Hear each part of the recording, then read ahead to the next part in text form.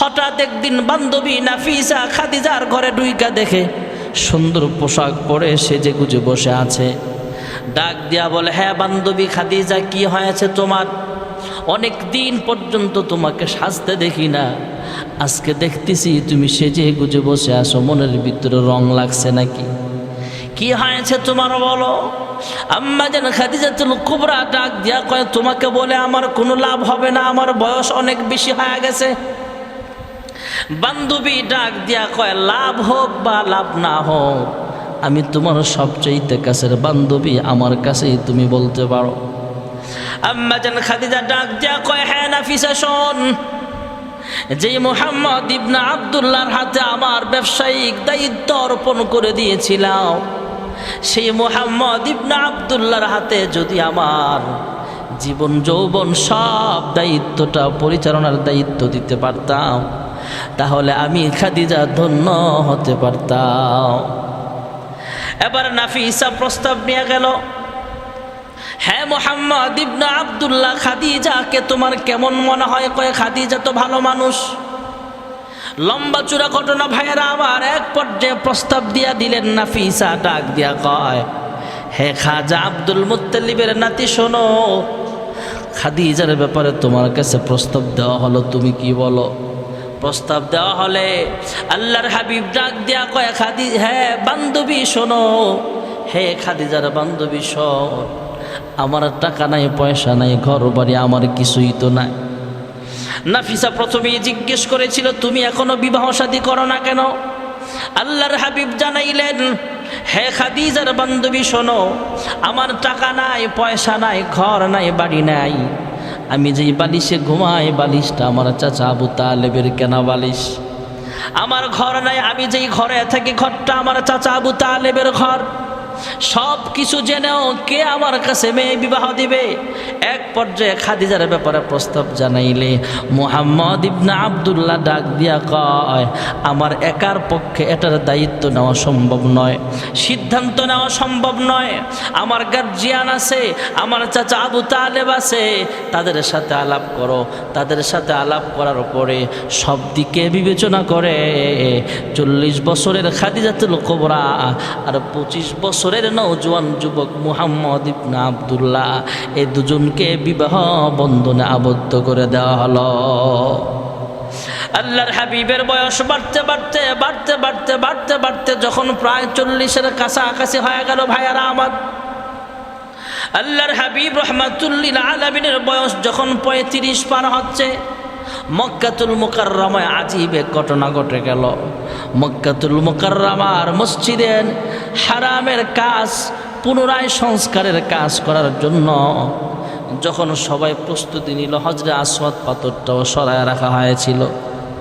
সংস্কারের কাজ শেষ করার পর এবার যখন হজরে আসওয়াদ পাথরটা নিয়ে যাবে, যথা স্থানে রাখবে, আবার মানুষের মধ্যে দ্বন্দ্ব শুরু হয়ে গেল। একদলের নেতারা বলে আমরা রাখবো কারণ আমরা মক্কার কাছের মানুষ, আরেক দলের নেতারা কয় না আমরা রাখবো কারণ আমাদের জনসংখ্যা বেশি, আমাদের ভোটার সংখ্যা বেশি। আরেক দল বলে আমরা রাখবো কারণ আমাদের পয়সা বেশি, আমরা অনেক পয়সাওয়ালা মানুষ। এভাবে বিভিন্ন গোত্রের মানুষ যখন ঝগড়া শুরু করে দিল, একজন ডাক দিয়া কয়, ঝগড়া করে কোনো লাভ নাই, আমাদের মধ্যে সবচাইতে ভালো মানুষ যিনি, তিনি যা সিদ্ধান্ত নিবে সেই সিদ্ধান্ত অনুযায়ী আমরা কাজ করতে চাই, আমরা ঝগড়া ফাসাদ চাই না। আরেকজন জিজ্ঞেস করে, আমরা ভালো মানুষ কোথায় পাবো? মুরব্বী ডাক দিয়া কয়, সকালবেলা ফজরের ওয়াক্তে সবাই মসজিদে হারামে আসবো, যাকে পাবো সবার আগে যিনি মসজিদে হারামে আসবে তিনি হলো আমাদের সমাজের সবচেয়ে ভালো মানুষ।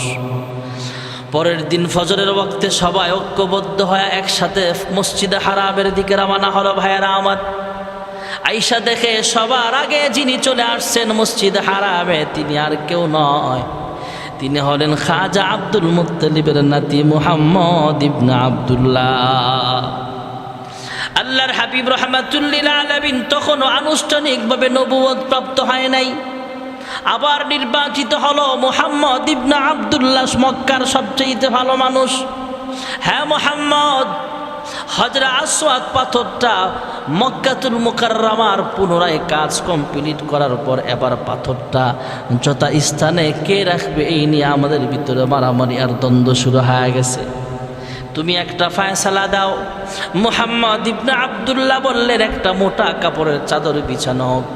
একটা চাদর বিছালেন, কয়েকজন নৌজওয়ান যুবকদেরকে নিয়ে আল্লাহর হাবিব নিজের হাতে ধইরা হজরে আসওয়াদ পাথরটা যথা স্থানে রাইখা দিলেন, তথা হজরে আসওয়াদ পাথরটা চাদরের মাঝখানে রাখলেন।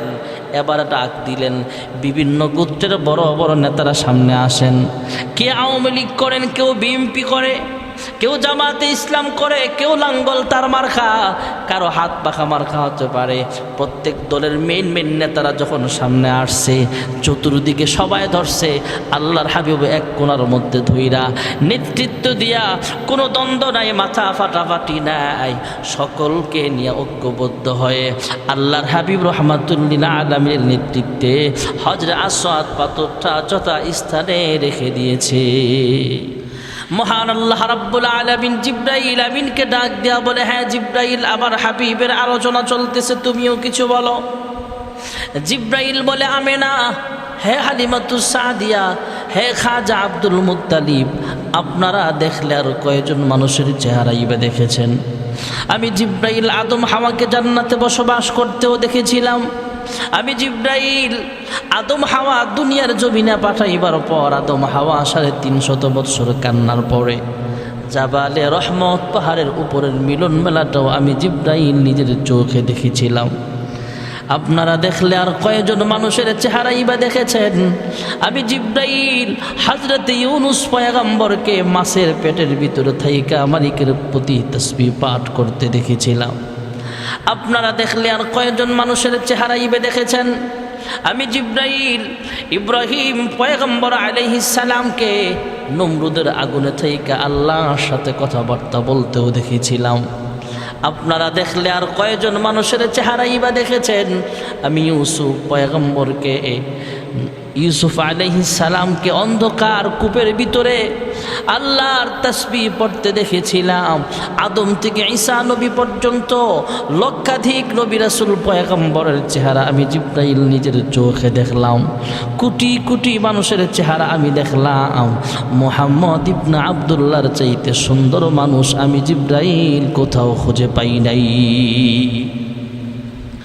মহান আল্লাহ রাব্বুল আলামিন কুদরতি আওয়াজ দেয়া বলে, হ্যাঁ আমেনা, তুমিও বলতেছো মুহাম্মদ ইবনে আব্দুল্লাহর চাইতে সুন্দর মানুষ কোথাও দেখো নাই। হ্যাঁ খাজা আব্দুল মুত্তালিব, তুমিও বলতেছো তোমার নাতির চাইতে সুন্দর মানুষ কোথাও দেখতে পাও নাই। হে হালিমাতুস সাদিয়া, তুমিও বলতেছ মুহাম্মদ ইবনে আব্দুল্লাহর চাইতে সুন্দর মানুষ কোথাও দেখতে পাও নাই। ও হে জিবরাইল, তুমিও বলতেছ মুহাম্মদের চাইতে সুন্দর মানুষ কোথাও দেখতে পাও নাই। হে আমেনা, হে হালিমাতুস সাদিয়া, হে খাজা আব্দুল মুত্তালিব, হে জিবরাইল, মুহাম্মদ ইবনে আব্দুল্লাহর চাইতে সুন্দর মানুষ দেখবা কিভাবে আর পাইবা কিভাবে? আমি আহকামুল হাকিমিন আল্লাহ রাব্বুল আলামিন, আমি আল্লাহ তাআলা মুহাম্মদ ইবনে আব্দুল্লাহর চাইতে সুন্দর করে কোনো মানুষ আমি আল্লাহ কখনো বানাই নাই। মোহাম্মদ মুস্তফা জানে খোদা কো, খোদা জানে মোহাম্মদ মুস্তফা কো। ভাইরা আমার, বন্ধুরা আমার, আল্লাহর হাবিব রাহমাতুল্লিল আলামিন আস্তে আস্তে বড় হয়। হালিমাতুস সাদিয়া বলেন, আল্লাহর হাবিবের দুধ হালিমাতুস সাদিয়া বলেন, আমি বনু সাদ গোত্রে আমার বসবাস।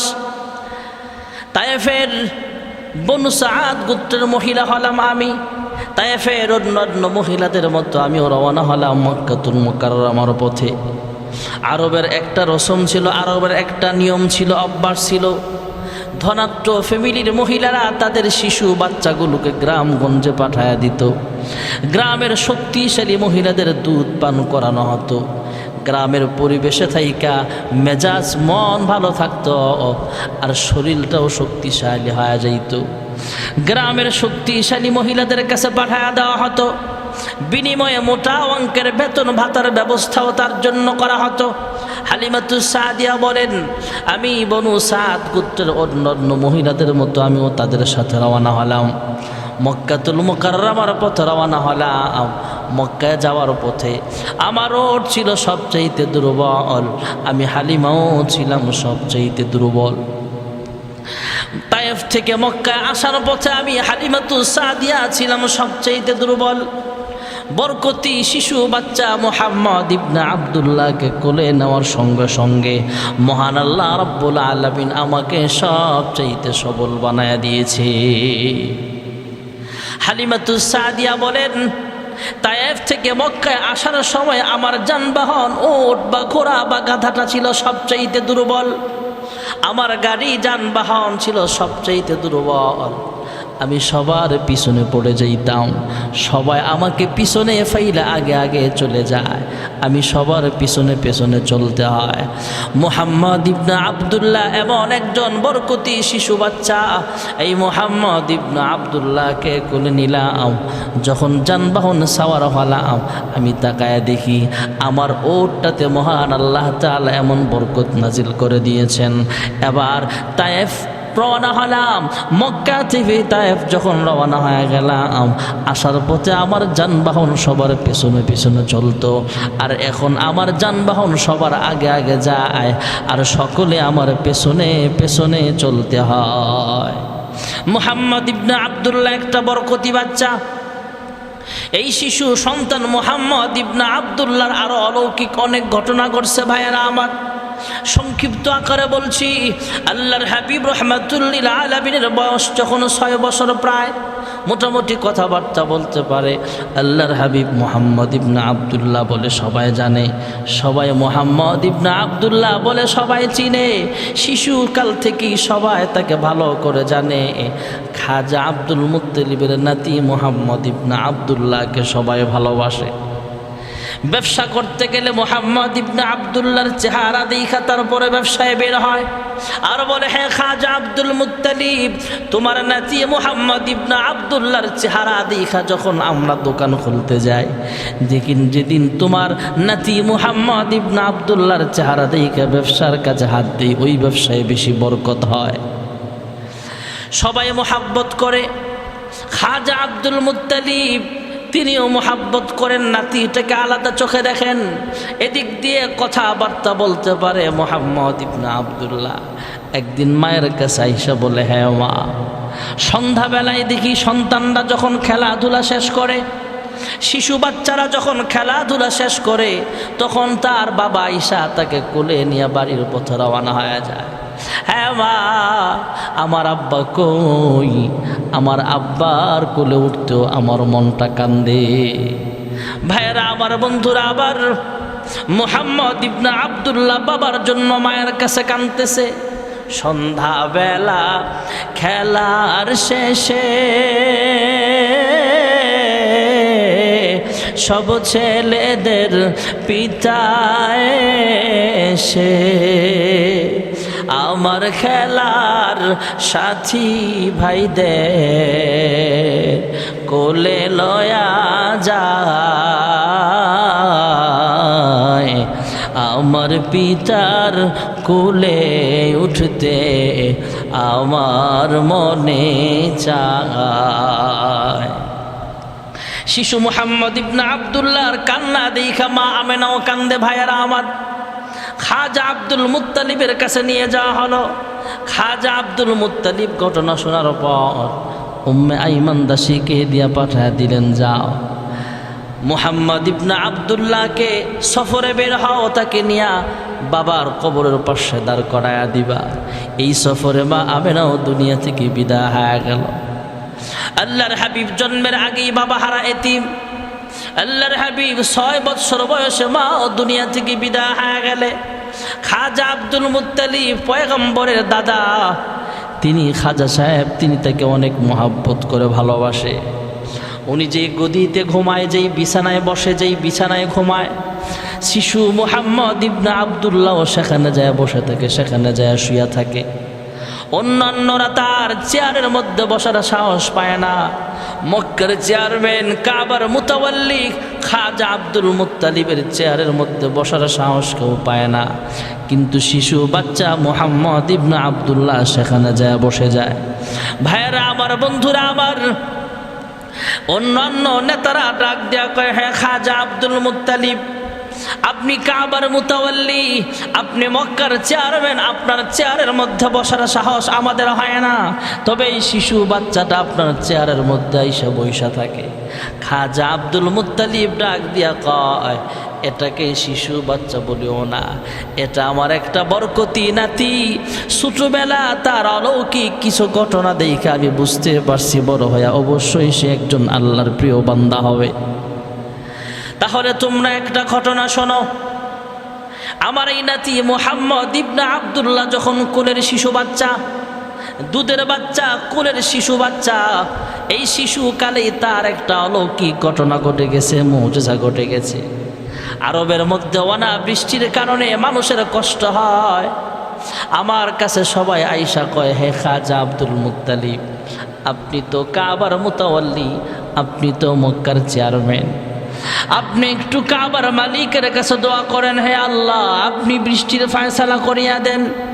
কারণ আল্লাহ তাআলা যদি বৃষ্টি না দেয়, দুনিয়ার সব রাজা বাদশাহ মিলেও বৃষ্টির ফয়সালা করার ক্ষমতা রাখে না। আল্লাহ রাব্বুল আলামিন বৃষ্টি দেওয়ার মালিক, আল্লাহ আসমানের মালিক, আল্লাহ জমিনের মালিক, আল্লাহ তাআলা আমাদের সন্তান দেওয়ার মালিক, আল্লাহ তাআলা হায়াতের মালিক, আমাদের জীবনের মালিক হলেন আল্লাহ, মরণ দেওয়ার মালিকও মহান আল্লাহ রাব্বুল আলামিন। الذي خلق الموت والحياة ليبلوكم أيكم أحسن عملا وهو العزيز الغفور। আল্লাহ রাব্বুল আলামিন হায়াতের মালিক, আল্লাহ মরণ দেওয়ার মালিক, আল্লাহ বৃষ্টি দেওয়ালা। কেউ বৃষ্টির ফয়সালা করতে পারবে না। আল্লাহ যদি বৃষ্টি বন্ধ করে দেয়, আল্লাহর কাছে চান আল্লাহ তাআলা যদি বৃষ্টির ফয়সালা করিয়া দেয়। মক্কার মানুষগুলো অনাবৃষ্টির কারণে ফসলের কষ্ট হয়, অনাবৃষ্টির কারণে মানুষের কষ্ট হয়, তাই আল্লাহর কাছে আপনি একটু দোয়া করেন। খাজা আব্দুল মুত্তালিব ডাক দেওয়া বলে, তোমরা শোনো, আমি আবার আমেনাকে ডাক দেওয়া বললাম, হে আমেনা, তোমার সন্তান মুহাম্মদ ইবনে আব্দুল্লাহকে আমার কোলে দাও। এবার আমার নাতিটাকে কোলে নিয়ে আমি কাবার সামনের দিকে রওনা হলাম। কাবার গিলাফ ধরে আল্লাহ তাআলার কাছে কাঁদলাম, হে মালিক, হে পরওয়ারদিগার আলম, আমার নাতি মুহাম্মদ ইবনে আব্দুল্লাহ অবশ্যই তোমার একজন পছন্দের বান্দা হবে। তার কিছু অলৌকিক ঘটনাও আমি দেখতে পাইছি। আয় আল্লাহ, আমার নাতি মুহাম্মদ ইবনে আব্দুল্লাহ যদি তোমার পছন্দের কেউ হয়ে থাকে, তাহলে আমার নাতি মুহাম্মদ ইবনে আব্দুল্লাহর বরকতে তুমি আসমান থেকে রহমতের বৃষ্টির ফয়সালা করিয়া দাও। খাজা আব্দুল মুত্তালিব অন্যান্য নেতাদেরকে ঘটনা শোনায়, আমি আল্লাহ তাআলার কাছে আমার নাতি মুহাম্মদ ইবনে আব্দুল্লাহকে কেন্দ্র করে দোয়া চাইলাম, আল্লাহ আমার নাতির বরকতে আপনি আসমান থেকে বৃষ্টির ফয়সালা করিয়া দেন।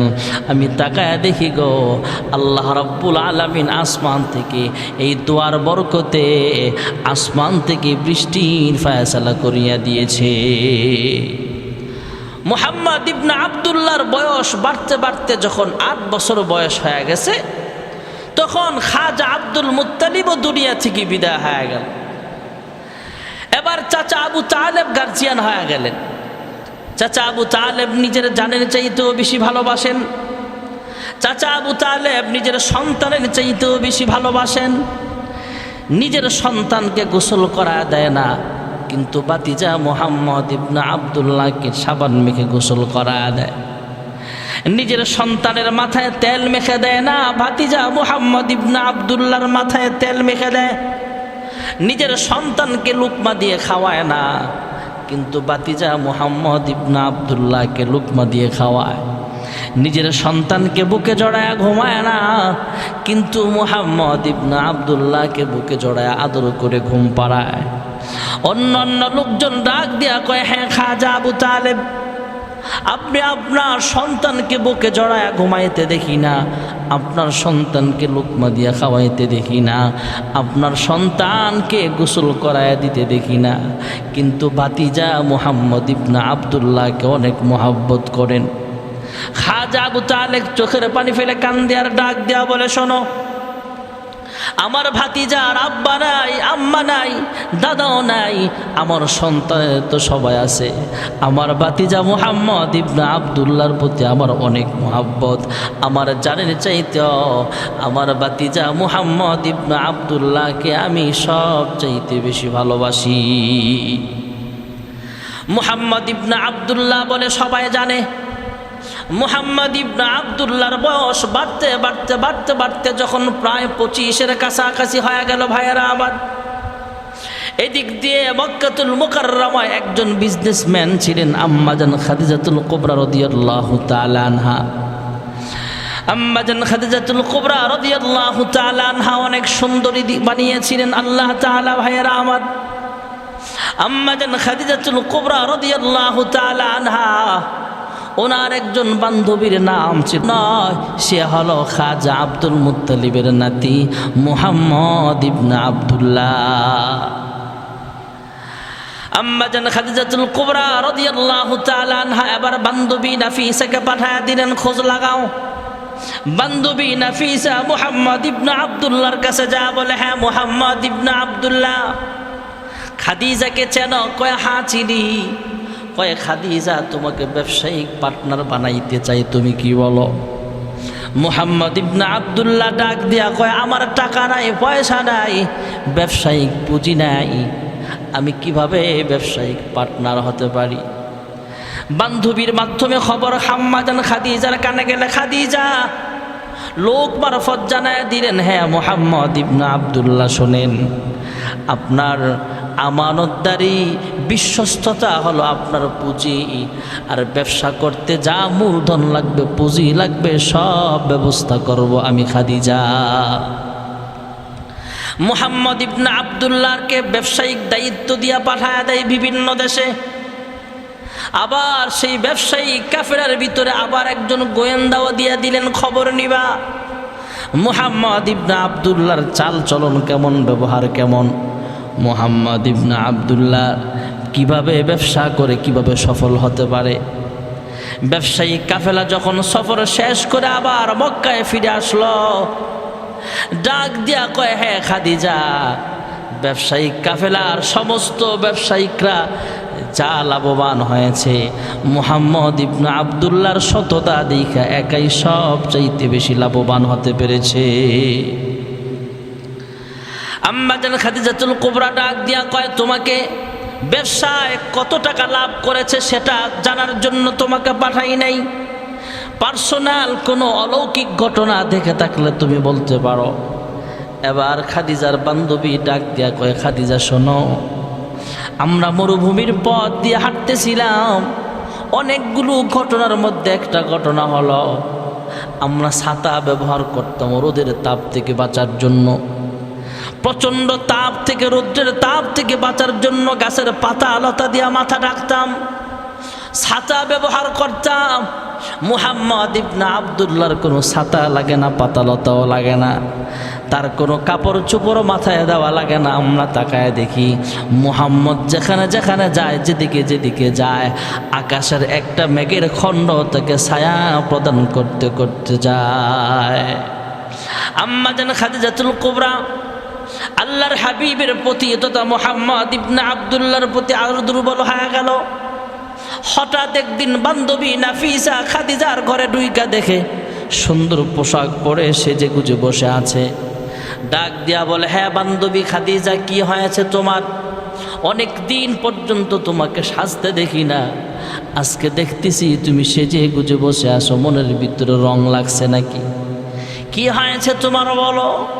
আম্মাজান খাদিজাতুল কুবরা ডাক দিয়া কয়, তোমাকে বলে আমার কোনো লাভ হবে না, আমার বয়স অনেক বেশি হয়ে গেছে। বান্ধবী ডাক দিয়া কয়, লাভ হোক বা লাভ না হোক, আমি তোমার সবচেয়ে কাছের বান্ধবী, আমার কাছেই তুমি বলতে পারো। আম্মাজান খাদিজা ডাক দিয়া কয়, হ্যাঁ নাফিসা শোন, যেই মুহাম্মদ ইবনে আব্দুল্লাহর হাতে আমার ব্যবসায়িক দায়িত্ব অর্পণ করে দিয়েছিলাম, সেই মুহাম্মদ ইবনে আব্দুল্লাহর হাতে যদি আমার জীবন যৌবন সব দায়িত্বটা, পরিচালনার দায়িত্ব দিতে পারতাম, তাহলে আমি খাদিজা ধন্য হতে পারতাম।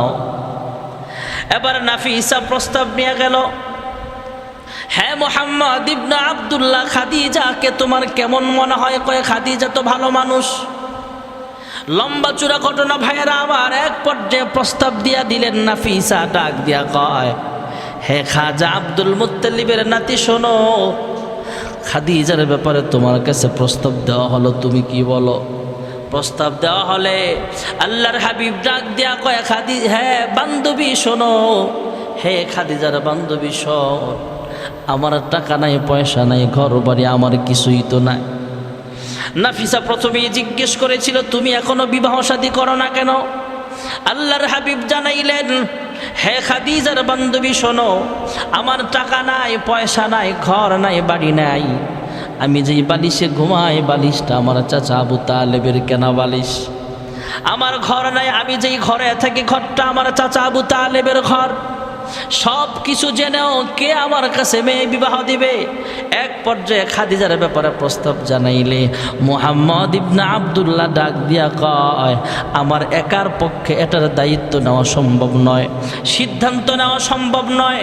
আমার গার্জিয়ান আছে, আমার চাচা আবু তালেব আছে, তাদের সাথে আলাপ করো। তাদের সাথে আলাপ করার পরে সব দিকে বিবেচনা করে 40 বছরের খাদিজাতুল কুবরা আর 25 বছরের নওজোয়ান যুবক মুহাম্মদ ইবনে আব্দুল্লাহ, এই দুজনকে বিবাহ বন্ধনে আবদ্ধ করে দেওয়া হলো। আল্লাহর হাবিবের বয়স বাড়তে বাড়তে বাড়তে বাড়তে বাড়তে বাড়তে যখন প্রায় 40-এর কাছাকাছি হয়ে গেল ভাইয়ারা আমার, আল্লাহর হাবিব রহমাতুল্লিল আলামিনের বয়স যখন 35 পার হচ্ছে, মক্কাতুল মুকাররমায় আজীব এক ঘটনা ঘটে গেল। মক্কাতুল মুকাররমার মসজিদে হারামের কাজ, পুনরায় সংস্কারের কাজ করার জন্য যখন সবাই প্রস্তুতি নিল, হজরে আসওয়াদ পাথরটাও সরায় রাখা হয়েছিল। সংস্কারের কাজ শেষ করার পর এবার যখন হজরে আসওয়াদ পাথরটা নিয়ে যাবে, যথা স্থানে রাখবে, আবার মানুষের মধ্যে দ্বন্দ্ব শুরু হয়ে গেল। একদলের নেতারা বলে আমরা রাখবো কারণ আমরা মক্কার কাছের মানুষ। আরেক দলের নেতারা কয় না, আমরা রাখবো কারণ আমাদের জনসংখ্যা বেশি, আমাদের ভোটার সংখ্যা বেশি। আরেক দল বলে আমরা রাখবো কারণ আমাদের পয়সা বেশি, আমরা অনেক পয়সাওয়ালা মানুষ। এভাবে বিভিন্ন গোত্রের মানুষ যখন ঝগড়া শুরু করে দিল, একজন ডাক দিয়া কয়, ঝগড়া করে কোনো লাভ নাই, আমাদের মধ্যে সবচাইতে ভালো মানুষ যিনি, তিনি যা সিদ্ধান্ত নিবে সেই সিদ্ধান্ত অনুযায়ী আমরা কাজ করতে চাই, আমরা ঝগড়া ফাসাদ চাই না। আরেকজন জিজ্ঞেস করে, আমরা ভালো মানুষ কোথায় পাবো? মুরব্বী ডাক দিয়া কয়, সকালবেলা ফজরের ওয়াক্তে সবাই মসজিদে হারামে আসবো, যাকে পাবো সবার আগে যিনি মসজিদে হারামে আসবে তিনি হলো আমাদের সমাজের সবচেয়ে ভালো মানুষ। পরের দিন ফজরের ওয়াক্তে সবাই ঐক্যবদ্ধ হয়ে একসাথে মসজিদে হারামের দিকে রওনা হলো ভাইয়েরা আমার। আয়েশা দেখে সবার আগে যিনি চলে আসছেন মসজিদে হারামে, তিনি আর কেউ নয়, তিনি হলেন খাজা আব্দুল মুত্তালিবের নাতি মুহাম্মদ ইবনে আব্দুল্লাহ। আল্লাহর হাবিব রহমাতুল্লিল আলামিন তখনও আনুষ্ঠানিকভাবে নবুয়ত প্রাপ্ত হয় নাই। আবার নির্বাচিত হলো মুহাম্মদ ইবনে আব্দুল্লাহ, মক্কার সবচেয়ে ভালো মানুষ।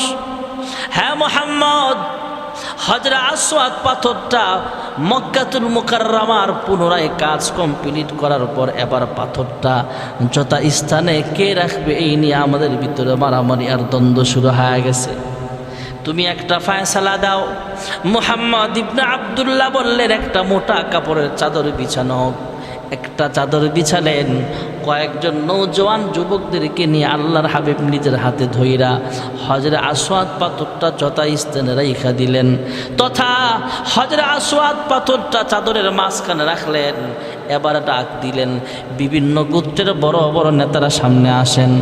কে আওয়ামী লীগ করেন, কেউ বিএনপি করে, কেউ জামাতে ইসলাম করে, কেউ লাঙ্গল তার মার্কা, কারো হাত পাখা মার্কা হতে পারে। প্রত্যেক দলের মেইন নেতারা যখন সামনে আসছে, চতুর্দিকে সবাই ধরছে। আল্লাহর হাবিব এক কোণার মধ্যে ধইরা নেতৃত্ব দিয়া, কোনো দ্বন্দ্ব নাই, মাথা ফাটাফাটি নাই, সকলকে নিয়ে ঐক্যবদ্ধ হয়ে আল্লাহর হাবিব রহমাতুল্লিল আলামিনের নেতৃত্বে হজরে আসওয়াদ পাথরটা যথা স্থানে রেখে দিয়েছে। এই ঘটনার পর মানুষ আল্লাহর হাবিবের প্রতি বিশ্বস্ততা আস্থা আরও বেড়ে গেল। মানুষ এতদিন মুহাম্মদ ইবনে আব্দুল্লাহকে ভালোবাসে, এখন আরও বেশি ভালোবাসতে শুরু করে দিয়েছে। ভাইয়েরা আমার, বন্ধুরা আমার, নবুয়ত প্রাপ্ত হওয়ার আগে এই ঘটনাগুলো অনেক ঘটেছে ভাইয়েরা আমার, আরও অনেক কথা রয়ে গেছে। শুধু বলার উদ্দেশ্য হলো আল্লাহর হাবিবের উলাদাত, জন্ম থেকে নিয়া মৃত্যু পর্যন্ত পুরাটাতেই আমাদের শিক্ষণীয় বিষয়। তবে নবুয়ত পাওয়ার আগ পর্যন্ত অনেক ঘটনা ঘটছে যেগুলা নবীর জন্য নবুয়তির প্রমাণ।